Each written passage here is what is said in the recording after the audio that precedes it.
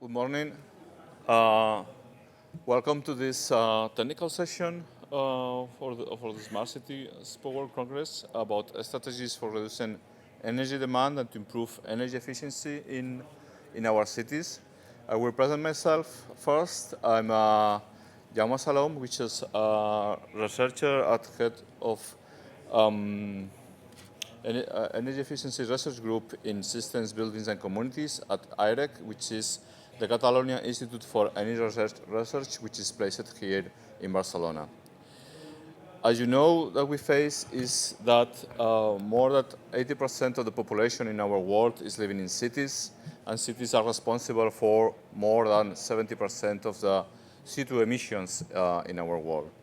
And then it is very important that we use local resources and apply renewable energy in our cities, but also the first step should always be try to reduce our energy consumption, apply energy efficiency measures in our cities.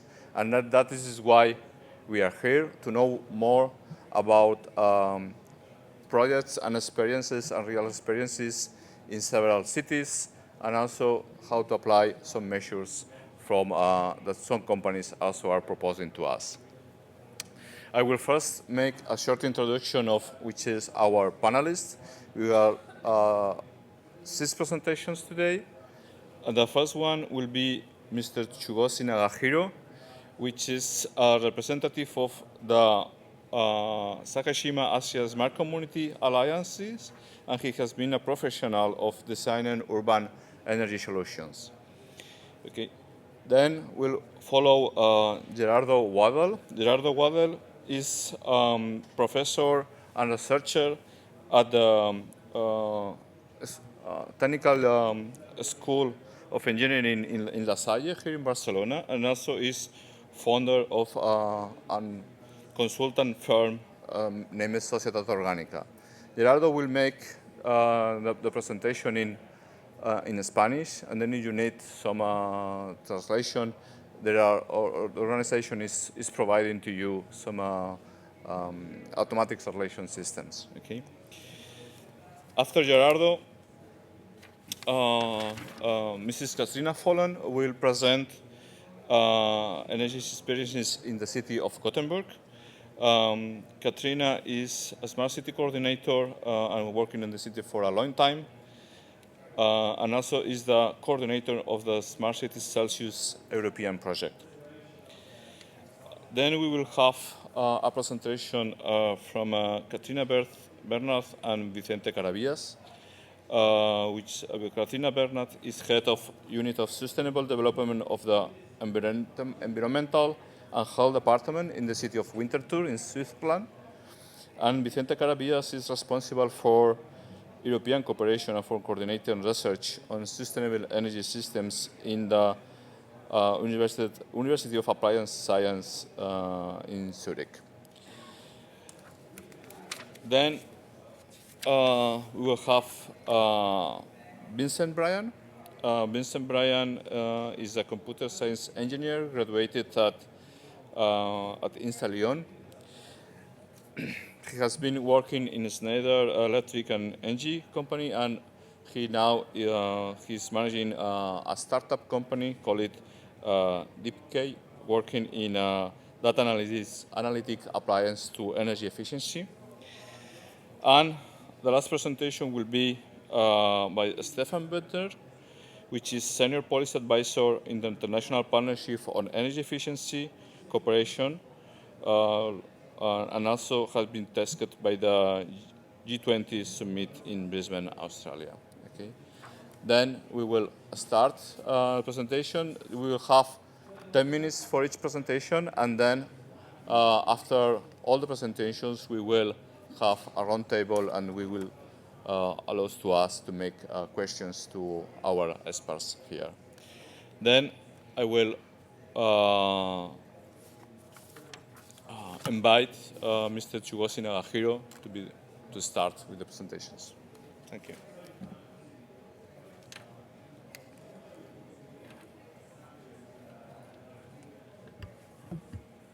Thank you. I'm Tsuyoshi Nagahiro. Time is very short. Let's begin.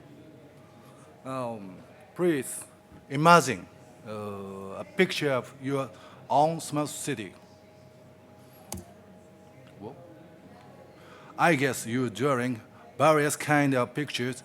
Please continue. Here, I'd like to ask you,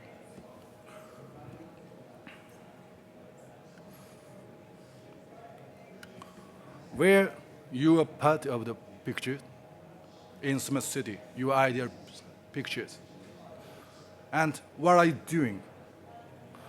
Are you talking less with your family, or are you making the most of your free time? Then, how many of you imagine yourself working hard in comfortable workspace?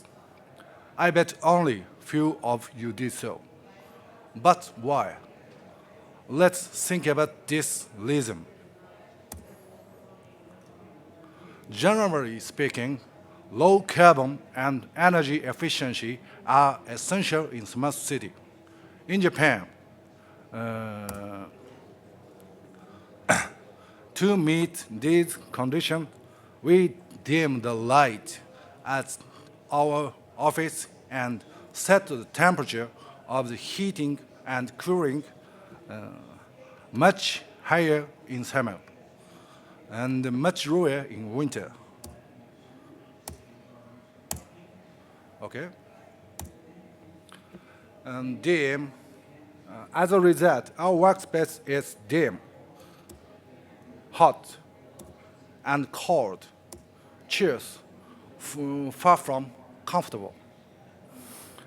Under such circumstances, can't you include produce productivity, or can you produce good idea?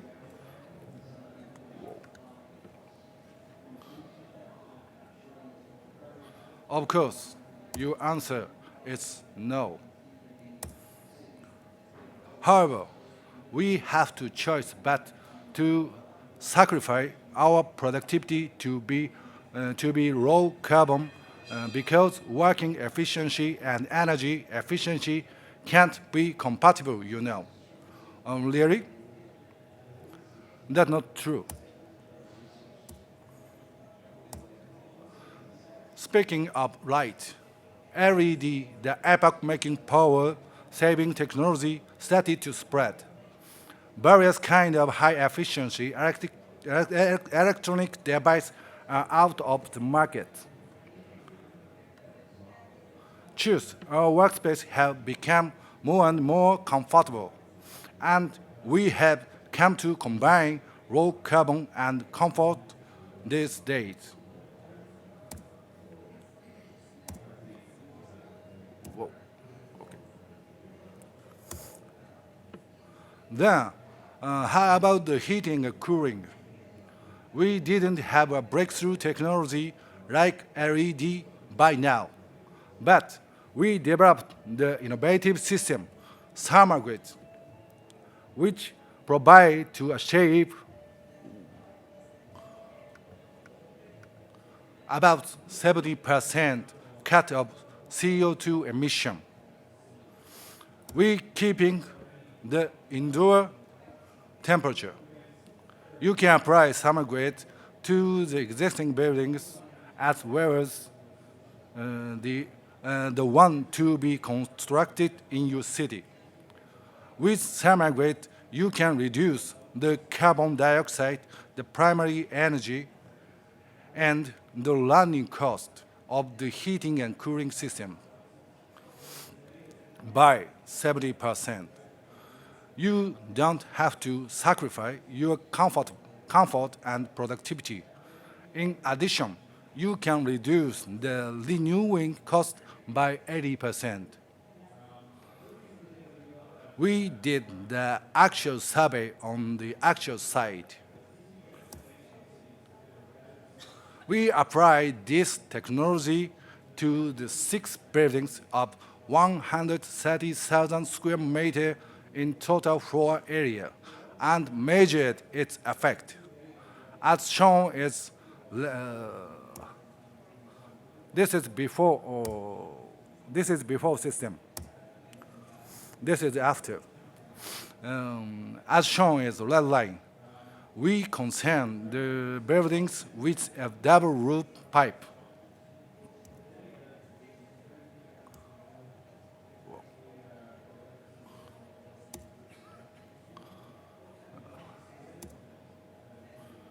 This bar graph shows the compared of with and without of thermal grids optimization on the base of the same cooling rod.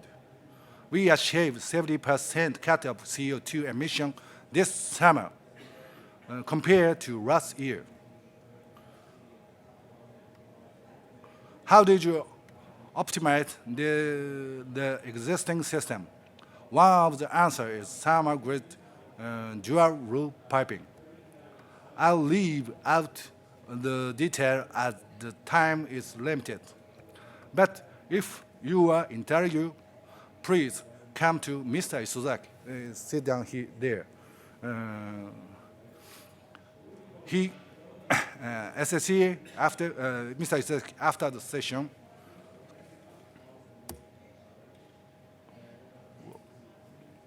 this is figure. Please look at the figure. Here is a building. Many buildings in Japan have their own heat cells and air handling unit.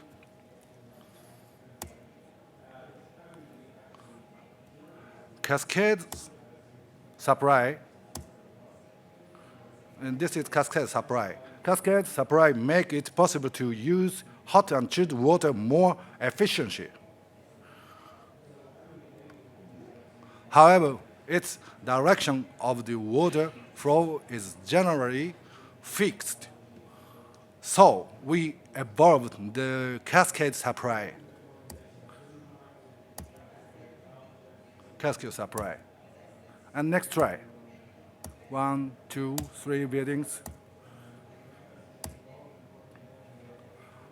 With thermal grid dual roof piping, it became possible to provide hot and chilled water of the flexible temperature and though the flexible route, usually assuming 100 liters of chilled water is flowing through each building, we need 300 liters of total.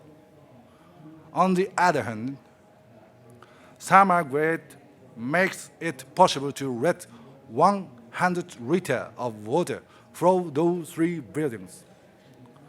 This is because the temperature of chilled water used for air handling unit differed in accordance with the building usage and the cooling rod. You didn't have to keep 3 heat sources in operation. You can do with only one of them. Well, my technical talking is over. Oh, important thing.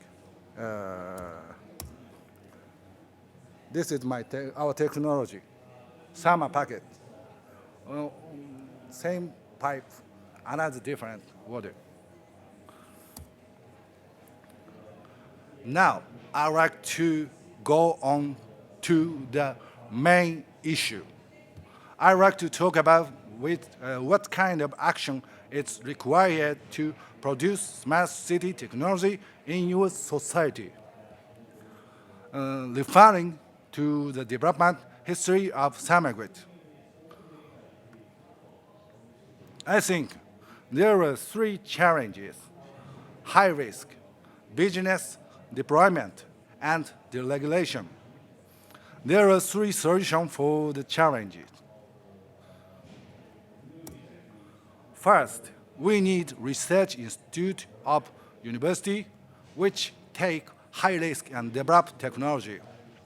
Second, we need private company which spread technology with product line and human resource and financial resource. Third, Wow. Okay. Third, we need governments which deregulate, rule, and provide fund for research and development. Speaking of Sexima in Osaka, Japan, we established the research institution of academia, industry, collaborate at Osaka City University. Then we founded the Smart City Alliance SSCA 2.0, consisting of about 50 companies. Finally, City of Osaka provided the test feed for beneficiation of summer goods, and the Ministry of Environment provided the fund. The most important thing is that we consider our smart city not from the point of view of supplier who sell energy, but from the point of view of people who use energy. Consider what is required in your cities from the user's viewpoint, then extract underlying problem. Finally, apply just right solution. The process will be the best practice.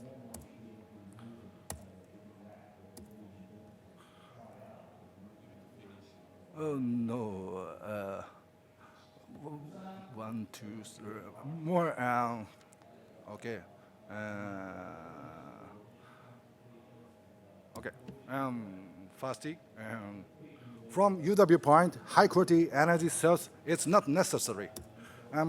Like a personal computer, it have a battery.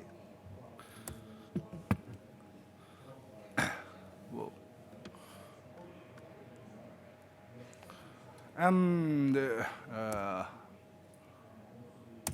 design the energy solution is very important. And next, this week here, it's Osaka Sakishima's challenge system. It's very difficult. Everyone say me, it's that impossible. Information, electric, heat and current. Okay. Okay. 1 hour. Well, okay. Very important thing is dream and faith. Work for society. Today, you have got now the brand new technology from Japan. There is an answer for the complement of what didn't have. Okay, changing. Let's cooperate me, our company, and our university, and our challenge. How can we make the distinguished technology each country widespread all over the world? During the process, the characteristic of each country is to be shown. What do you have to do to invite overseas companies and engineers to your company? And don't you think you already have the answer? Act not for benefit. Act not for your benefit, but for other benefit, and select fair what is just required. This mind is very important. As a result, you can realize the most legion and present low carbon society. Please look at this breathtaking view. Don't you think it's amazing, beautiful? Let's join hands and protect our irreplaceable environment and human life. Thank you already. I'm sorry to run.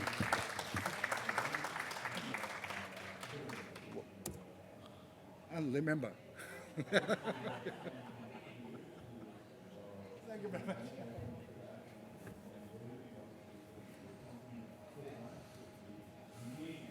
Thank you very much to the organization and for all of you for being here.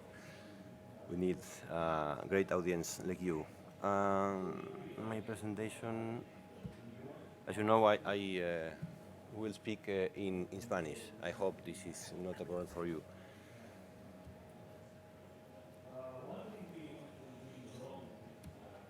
Just un momento, ¿eh?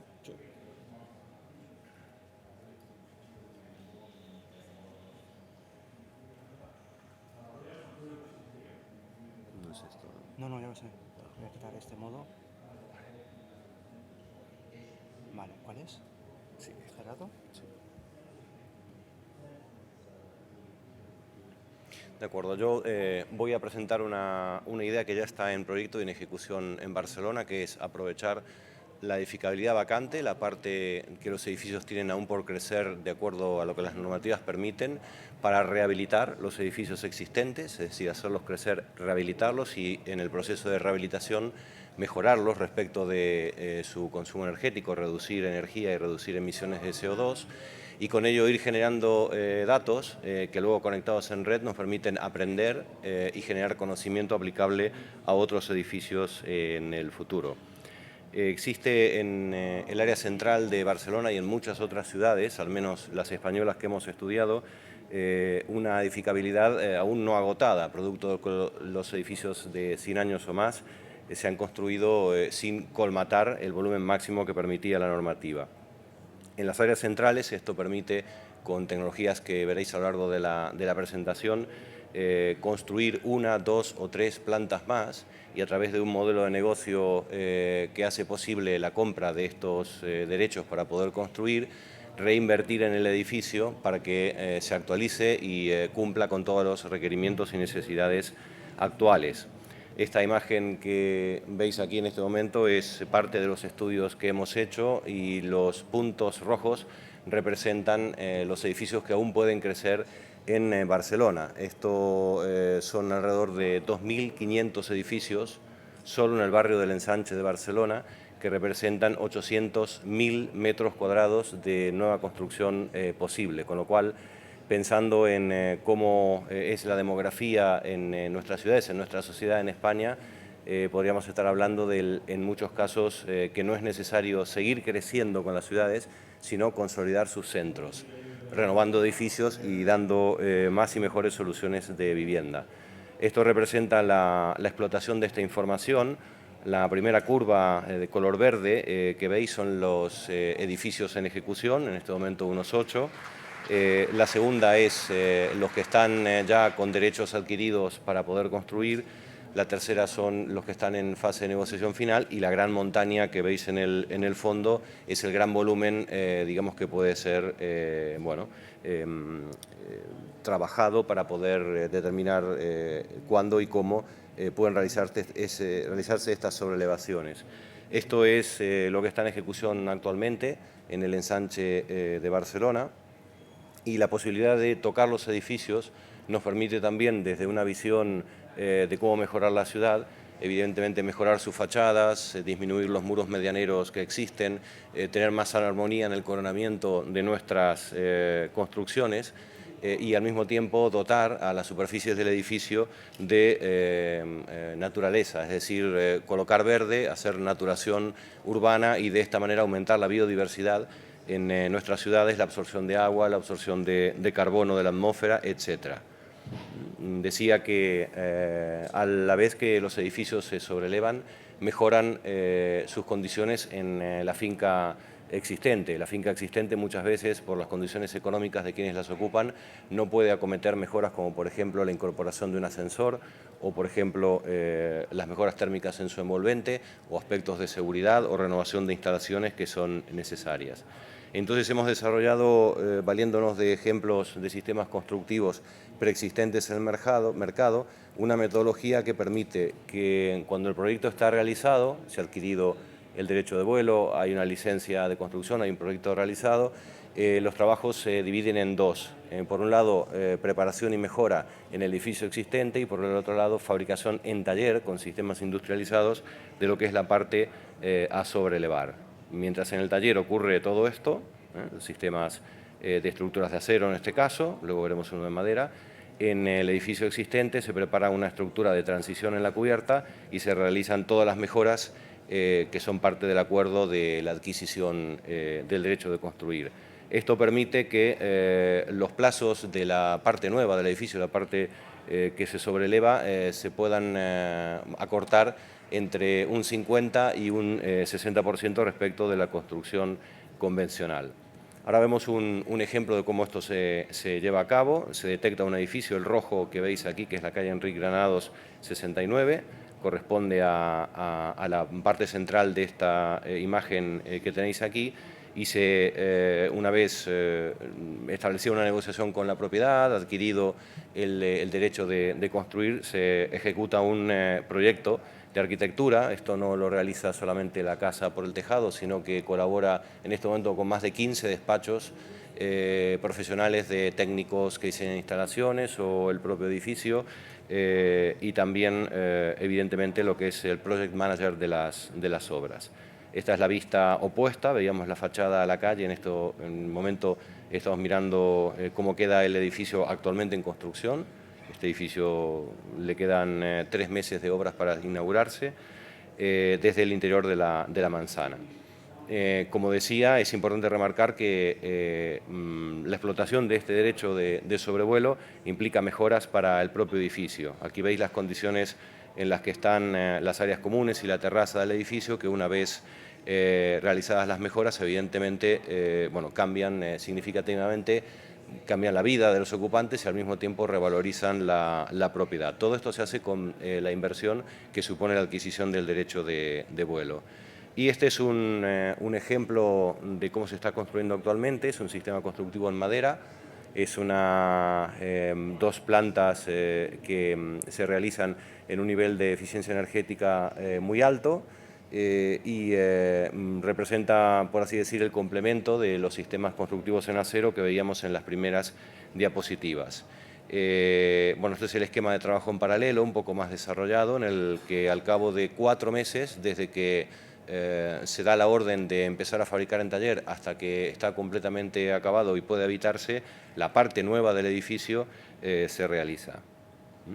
Esto es simplemente cómo es la organización interior. Son 2 plantas, un piso y lo que llamamos ático con terraza, que es el superior en esta imagen. En sección, lo que veis debajo con esta estructura de bovedías cerámicas y viguetas es el edificio existente. La estructura de transición y la construcción industrializada, que representa los 2 niveles nuevos.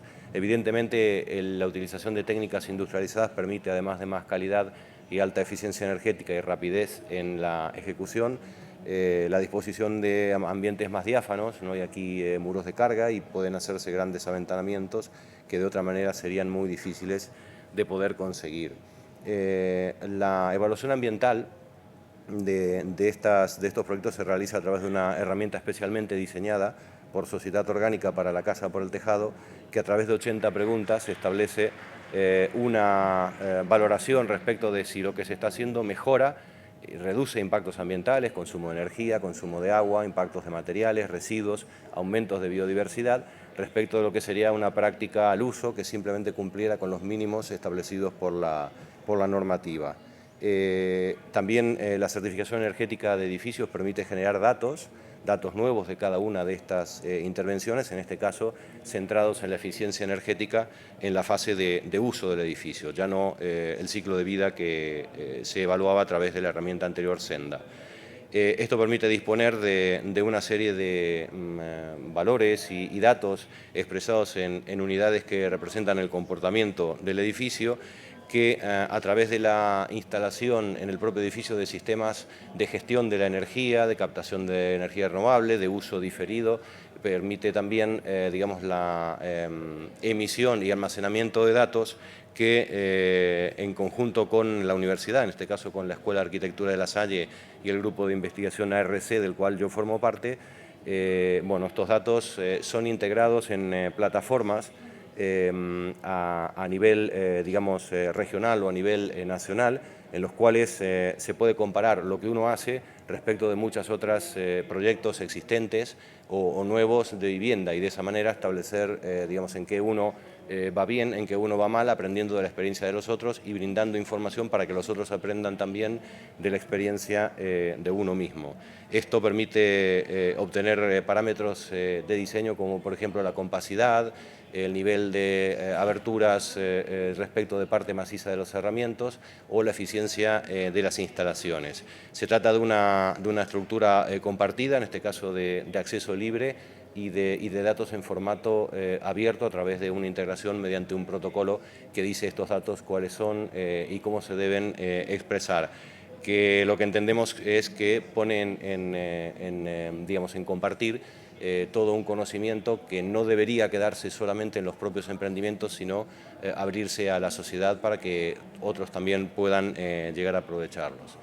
I think we can have, after the presentations, a short time to discuss some questions. Of course, I invite you to share your own comments. Thank you very much.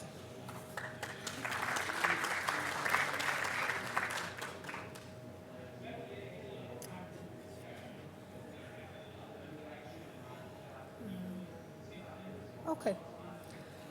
Thank you for inviting me here. It's lovely to come to a warm and sunny Barcelona. We are asked to speak about strategies for reducing energy demand, and I will mention 3 strategies in the city of Gothenburg: the climate strategy, the river city strategy, and the digital agenda. But first, very briefly, Gothenburg is located about 2,000 kilometers north of Barcelona. Around 500,000 inhabitants, port and transportation hub, industry and tourist center, and the city is a growing city in a growing region. I think almost every city is currently discussing innovation and the smart city agenda. And the city of Gothenburg is not different in that aspect. And this is one way of looking at it, where we don't replace sustainable with smart, but where we work in the intersection of sustainable and smart.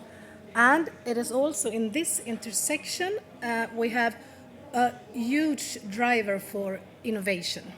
And note that when I am talking about sustainability, I mean sustainability in all 3 dimensions: ecological, economical, and social sustainability. So now, the first strategy, our climate strategy. The long-term goal for the city of Gothenburg is, in 2050, Gothenburg will have a sustainable and equitable level of greenhouse gas emissions. And note, this strategy is based on the consumption perspective. So the estimation for the future are based on the UN's 2-degree target. And an average Gothenburger like this today emits 8 tons of greenhouse gases yearly. And these emissions takes place both locally and globally.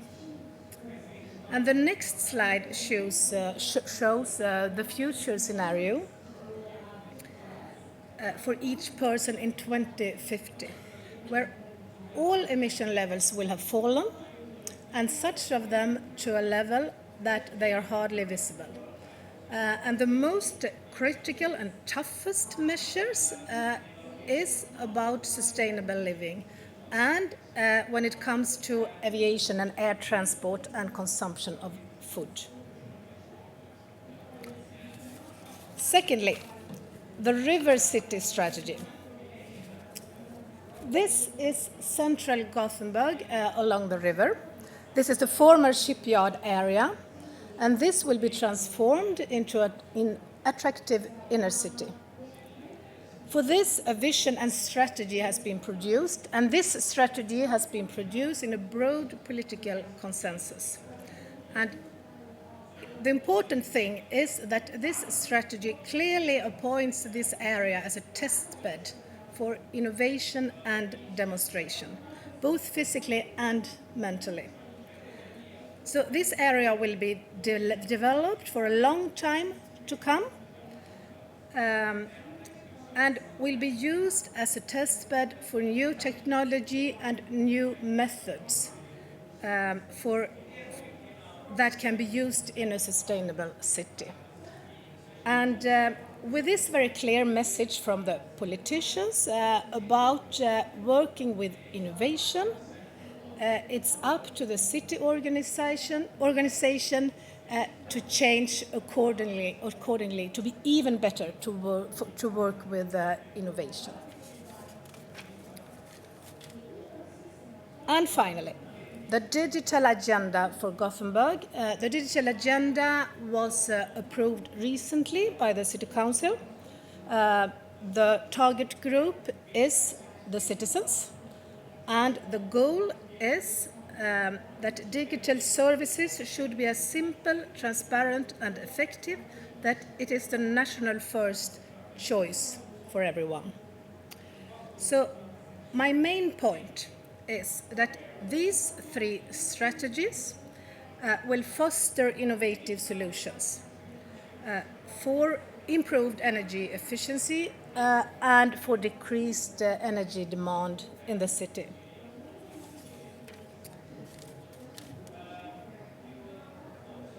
And a way to work is to work with innovation projects.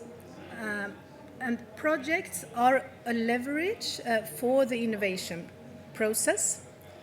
And the next step for us in this process is to work even more strategically and long-term with the business sector, the academia, and with the citizens. Often, solutions start as demonstration projects, and then when they are thoroughly tested, they are used in a larger scale. So this is a list of innovative projects, and one strategy in itself could be to be a forerunner as a municipality. And the green projects you see here is examples of that, where we use our own buildings, our own land for innovation and state-of-the-art solutions. Another strategy is to use the city as a test bed for the industry to test their solutions in broad collaboration with the city and the citizens. And the blue ones here are example of that. And finally, I would like to take the opportunity to mention the Celsius project, which is on district heating and cooling, and which was awarded yesterday as finalist in the project category. And the project aims to connect cities and to actively support them for replication in Europe on district heating and cooling. So if you are not yet a Celsius city, don't hesitate to contact us. Thank you.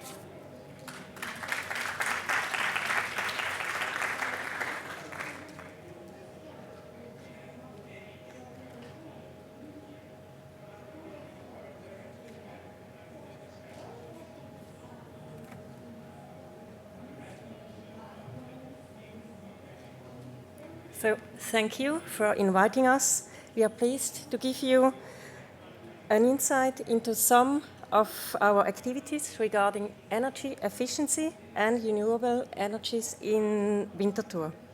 Before I start, I would explain why there are so many logos on this title slide. On the top, you see the affiliation of my colleague from the Zurich University of Applied Science, which is mainly based in Winterthur, and me, I'm from the city administration of Winterthur. In the bottom line, you see we are working together in a tri-national project called Energy Efficient City with the cities of Karlsruhe and Salzburg. And in the middle, you see our local partner, the Association of Enterprises in the Energy Field. And on the right side, it's the National Association of Energy Cities, which is also an important partner. After some general information about the city of Winterthur, we will present some of our actual energy projects. I don't ask how many of you already have been to Winterthur, but if you once plan to come to Winterthur, it's close to the airport and it's also reachable by train. And according to the rating shown on this map, it's a good place for making business. But Winterthur is much more. It's a city with high quality of life. And in a global perspective, it's a small city with about 110,000 inhabitants, but still in Switzerland, on the list of the cities by inhabitants, it's number 6. So it's not so small in the Swiss perspective. In the last decades, many industrial enterprises shut down or relocated their production. So it doesn't look like this anymore. This transformation process also offers opportunities for the urban development. But the primary trigger for our smart city activities is energy and climate policy.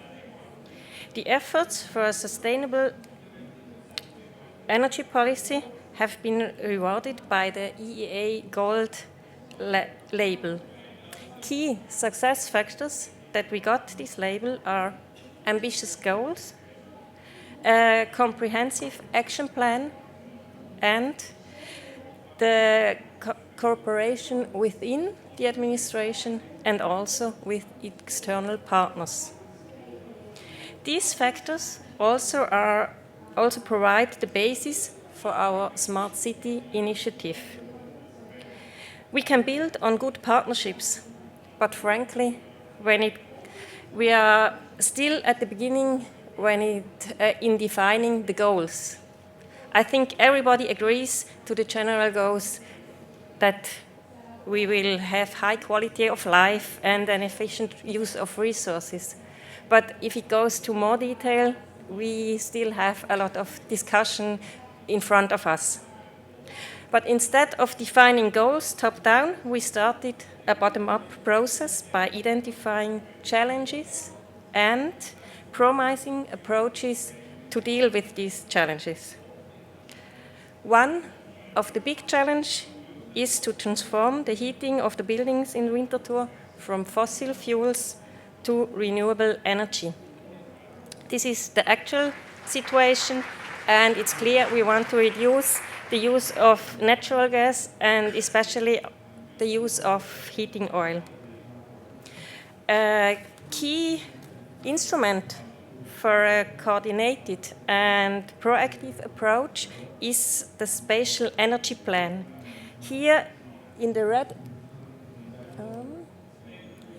area, it's priority for the district heat.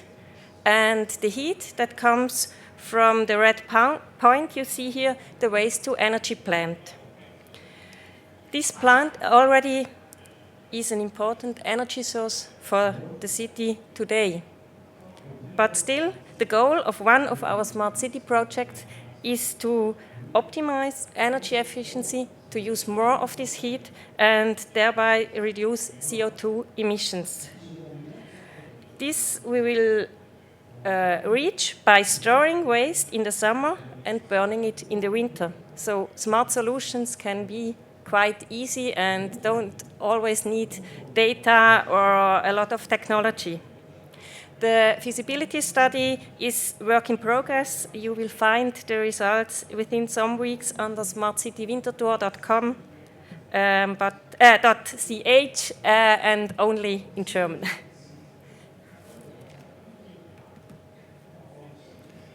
Thank you, Katrin. Thank you also for the invitation to present some additional Smart City Winterthur projects.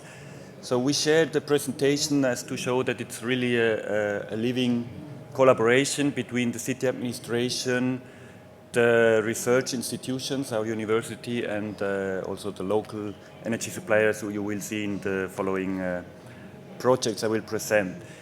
We heard from the moderator that a big aim is to reduce energy consumption in the cities, And in order to do that in Winterthur, we want first to understand better what are the relevant determinants for electricity consumption. Now here we look only at electricity consumption.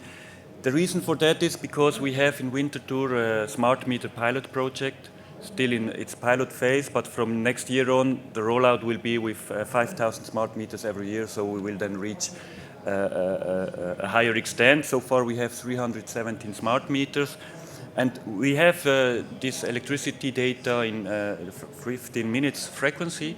In addition to that, we were able to get also socioeconomic data, and we are now in the process of analyzing with regression models the correlation between all these different data. So from the statistics of the electricity consumption data, we could build 9 clusters. So you see here aggregated 9 clusters with different weekly load profiles. And if you look, for instance, at cluster number 5, then if you go into details, for instance, we had also the age of the inhabitants. In cluster number 5, you can see that most of the inhabitants in that cluster are families or elderly people. And so here in detail you see the weekly load profile for cluster number 5. And on the right hand, I apologize, it's a little bit small, but you have it in one slide, and I guess you will get it then online afterwards. So for instance, we know how this cluster is, the composition of the cluster. No? We know the smart meter pilot project is distributed in 3 districts of the city, and most of the people in this cluster live in it's a multi-generation house, it's called. It's a building where you have a really innovative way of living with families, elderly people assisted by younger people. You have big communities, etc. Then we know also how the people use the living conditions. We know what electricity product they get from the local energy supplier. We have different products. The bronze product is, let's say, like ecological electricity, but there's also a gold product which would be purely solar energy. So here, as you can see, most of them take the default product, which is the bronze product, but they did not switch to the cheaper product, which would be more nuclear and water produced electricity. Then we know also how many people live in the households, how they heat the households. We know also what taxable income they have. This is a very delicate number in Switzerland. But as you can see, we show it only in an aggregated way. And we have heard this morning that open data is important to come up with innovations, to better understand the conditions. And nevertheless, we have to take this fear seriously. The inhabitants are still in Switzerland also. The privacy issue is a big issue in Switzerland, and we have to explain better that there's no risk for them. Even if we show in an aggregated way the load profiles, there's no risk for them in person. I have to continue, yes, I know, thank you. In addition, or based on that project, we have now started a collaboration with a university in southern Switzerland. It's called Social Power Project. The idea is to use the smart meter data and to have like 2 approaches to reduce electricity. On the one hand, like a competition. Imagine like a soccer game, Winterthur against Lugano in Ticino. So which city can save more energy in a period of time? This is one approach. Another approach is the cooperative approach. We will provide them with active feedback through a web platform. And in that web platform, on the one hand, they will be challenged. They will be asked to do weekly challenges. On the one hand, on the competition field, but also cooperation field. They will be asked to continue an energy diary, to do some further activities, and they will be provided with energy tips. So we know from literature it's very important to actively give feedback and to push them to raise also awareness on energy consumption. They will be, of course, also apart from the web platform, they will have a mobile application for their mobile phones or iPads so that they can almost real-time follow their electricity consumption and get all this information. In another project, smart retrofitting of cooperative housing districts, we have started a collaboration with cooperative housing organizations. And this is really a bottom-up project where we have invited the inhabitants to tell us their needs. So on the one hand, we have clear ideas what we would like to do there, but you need the inhabitants and you need acceptance from them to then perform the project. So in several workshops, we came up with different action modules that they would like to perform, and as you can see, it's not all of them based on technology, so it's also about joint urban gardening, it's about mobility management, so to sharing concepts as well, but also to visualize energy consumption. It's very important for them. That came from them, that they would like to know more and to have a display in the district. Then, of course, renewable energies is important, and events for vision building. One example I would like to show from my colleagues for mobility sharing concepts is the Beaker mobility concept. If you're interested in this, you can talk to me later on, because time is running, I know. But as you can see, it's a mixture of electromobility and bicycles. That's why it's called Beaker. So here, that's almost my last slide. You can see what we do, what kind of research we perform at the Zurich University of Applied Sciences. We look at regional local energy and transport systems.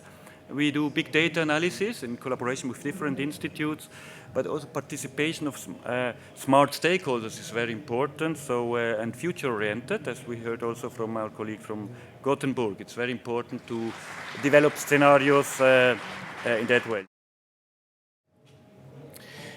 Only with their existing data, we've been able to develop several features to reduce their cost. Let's have a look at 3 of them. The first features, actually it detects automatically metering mistakes, metering errors, mistakes on energy invoices on a monthly basis. The second feature we provided them detects where they can refurbish their boilers and their heat pumps and where they cannot do it.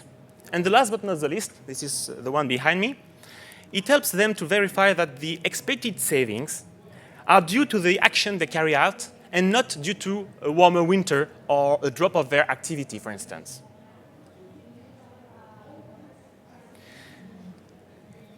The genesis of the startup I co-founded 1 year ago with my associate is a story about 2 guys willing to massively detect and verify energy savings in buildings. The first thing we did was to pick up 200 different energy audit reports from different auditors for different buildings. We analyzed these 200 energy audit reports, and we found out something incredible. The first thing we find out is that the 5 most profitable recommendations to save energy in these reports are, in 75% of the time, always the same. And the second insight is that we can detect these 5 most profitable recommendations within the existing data.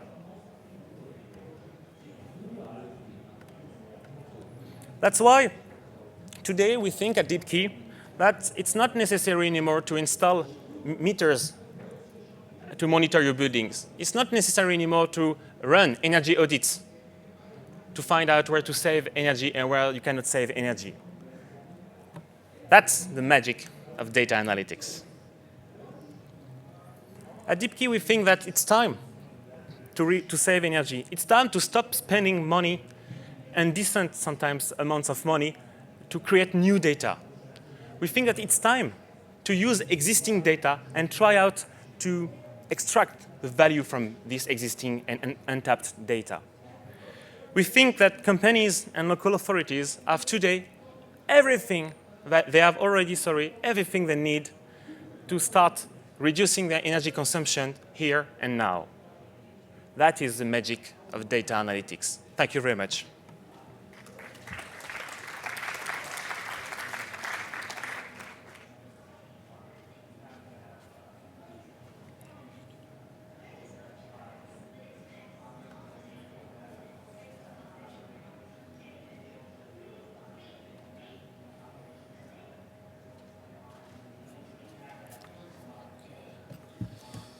So, hello everybody. Thank you for inviting me to come to Barcelona to this event. My name is Stefan Büttner. I'm with the International Partnership for Energy Efficiency Cooperation that is based in Paris. It is an intergovernmental organization of 16 countries to date, with more to come, being representing about 75% of the global energy consumption and also carbon emissions. So that's quite a big piece of the answer to climate change if we get control over the emissions there and also the energy consumption. So how do we get there? What do we need to do? There's certainly a number of components that ought to be considered. Amongst them are lifestyle and behavior changes, improved carbon sinks, so doing the opposite of deforestation, using more low carbon or no carbon technologies and energy, and first and foremost, make more efficient use of energy, respectively don't use the energy in the first place. Why? In a few days' time, we will have the beginning of the World Climate Summit in Paris, the COP21, and there we will try to find ways how to keep the climate at less than 2 degrees Celsius warming, and that is quite a difficult challenge. And as you will see, the bridge scenario, that's the orange line, will require us to save significantly more than the so-called INDCs are currently promising us to get to. The INDCs are these voluntary commitments that countries submit to the World Climate Summit before the event itself. So, and if we look a bit closer at what is necessary, we see that 49% of this has to be achieved through energy efficiency measures.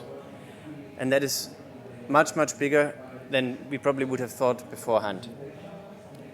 That is good news on the one hand side. On the other hand side, it also means that the world is different. In nearly each geography, the mix of what needs and has to be done in order to achieve are very different. So we see for the European Union, we nearly have 3/4 of the potential that we need to tackle lying in energy efficiency. The same in China, whereas in the United States, there's only 1/4 of the potential lying in energy efficiency measures. Energy efficiency, however, doesn't only save energy. There are many more benefits that it brings with it. It's increased health. It is other positive side effects, being more competitive, and many, many more. There are whole publication sets on that matter. And there are cities. Cities are the key to move all economies on a low carbon and clean energy path. So why is that? Because in cities we already now have more than half of the world population, and it will be 2/3 by 2050. And it's cities that can't really self-supply themselves with energy. It's cities that depend on external supply of energy. And if you may remember the Olympics in Beijing in 2008, production of companies had to shut down so that the air was breathable for athletes. So there's much more than just the climate component by itself or the temperature. There's clean air, there is competitiveness, there's the climate component, there's efficiency as a reason, and many, many more reasons. So that means 80% of the total energy consumption is happening in cities, and 70% of the global emissions happen there, leading to 70% of total resources being used in cities. So what can cities do, and what should they do? They are responsible for 4 major areas, which is purchasing and consuming energy, sometimes through the city itself, sometimes through the people living in the city, most times a combination. To produce and distribute energy, the production component is rather limited these days, but there's lots of potential, and we see that with district heating approaches in Scandinavia notably, but there are also some cities that manage to be nearly autonomous of external energy supply. But the crucial element is the planning and investing into infrastructure. We often talk about buildings, for example, and of motorways and fuel efficiency of cars, but these need to be connected. If you build a new super fancy supermarket somewhere outside town and you need to get a car to get there, that doesn't really help the overall balance of energy consumption. Then we need to communicate and motivate. And that is the crucial element. Because there's this local dimension of energy efficiency. It's absolutely essential that people have access to information, that they know about the technologies, that people that are asked to implement them have to know how to do so. So there are still buildings in fairly developed countries built where you have 200 units with individual boilers rather than a district heating or a combined heat and power solution. And that just can't be, that's a huge waste. And of course, we need the finance. Money is the system, the loans are as cheap as never before, but yet, why is it not happening? So in interest of time, I'm just jumping over the next examples, which you can see later on. The cities, as said, are the key to move all economies on a low carbon and clean energy path. As so many of them are living in cities, so many people, and cities are the key to move all economies on a low carbon and clean energy path. So why is that? Because energy efficiency has to become and can become the first fuel. The first fuel means the primary source of energy. That sounds a bit odd because normally you think primary source of energy is that is appearing on my energy bill. But if we apply energy saving methods, it doesn't appear on the energy bill. And there are some publications out that indicate that this year the overall energy consumption in the United States, had energy efficiency savings not taken place, energy efficiency would have been the biggest column of energy consumption. It's a bit of a mind game to picture that, but therefore we have this phrase that was coined the first fuel. In order to get that, however, we need to get it fueled first, meaning we need to consider it in all our doings, in all the planning processes, in all considerations. It's not a dictatoric demand, it's just something that we really ought to do, and it's not that hard. Energy efficiency, therefore, needs broad support on the governance and both national and local level. So what we do have is we have national goals, we have global goals, but who has to do it? It's the human beings, such as us, and who is facilitating it? It is the local governments, it's the municipalities. They are transmitting the knowledge. And what happens as well? The good examples are normally presented in the language of where it happens. So how can communities from other countries benefit from that? How can governments help the local authorities to implement and to reach their goals? Some countries achieve that better, some not so well. This is why energy efficiency needs international collaboration that can facilitate, enhance, and accelerate national policies, because there's the direct link to making global changes. And only with the help of local authorities, governments, and every single human being, this will be possible. And it's up to every single human, because one person or one authority by itself will never make the whole thing. It will require the accumulation. So therefore, doing whatever you can is already the best that we can hope for. So on international collaboration, you may know of these following activities. A very new one is the Sustainable Cities Integrated Approach pilot that has just launched by the Global Environment Facility. With many examples, there's activities from UNEP, the UNEP Global Initiative for Resource Efficient Cities. Very recent is a new ISO standard for cities with a number of different indicators. And there are already more than a dozen cities across the globe that got themselves ISO certified. These are only three of a number of international activities and conferences. Obviously, this year is one of the major ones. The World Bank's ESMAP program, the Sustainable Energy for All hub based in Japan, as well as the activities by the United Nations. So we do have the cities activities that require lots of different components: buildings, transport, finance, products, and electricity generation as well as industry. IPEC has been mandated to facilitate the G20 Energy Efficiency Action Plan and also to do work with the G7 and other preparative things for the COP. But in order to get this going, we need money. We need lots of money. In order to achieve the goals laid out, we need 8 times more investment into energy efficiency. 8 times, that's a massive figure. But we have started doing so through the G20, through a process called the Energy Efficiency Finance Task Group, consulting many, many experts and getting endorsement by the G20 leaders earlier this week. And doing this doesn't just work with the government side. There needs to be buy-in by long-term investors, by banks, by insurance companies, by clients. Everybody has to work together to make this happen. And we do so here, and that's a little advertisement for a spin-off event of this, the Smart City Expo in Puebla, because I was asked to represent the Mexican government on this instance, who is co-hosting this event, and obviously the COP21 taking place only in a few days' time, and I hope nothing happens there, except for a World Climate Summit, with a good outcome, of course. You know what I mean.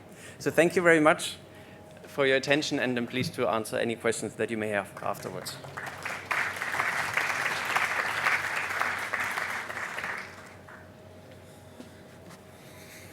Thank you very much for all the speakers. I think we are running a little bit out of time, but I think we will have time for 1 or 2 questions for the panelists.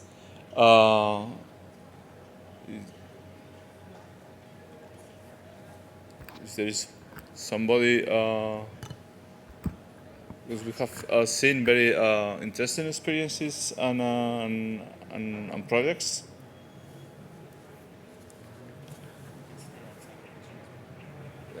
In any case, also you can ask them questions afterwards. But as you have seen in the presentations, cities plays a major role, and we have products and we have examples. We have been seeing examples of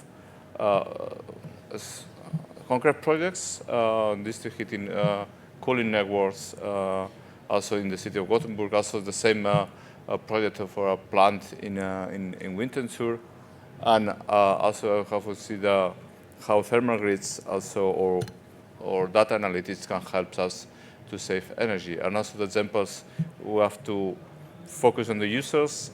We look where we have the problems, and Gerardo has shown us an example of how to improve our energy efficiency in buildings. As you know, and as Stefan has remarked at the last presentation, energy efficiency is one of the key points we have to tackle in our society and in our cities. I will finalize thanking, giving the thanks again to the panelists again, and I can hope you can talk with them afterwards if you want.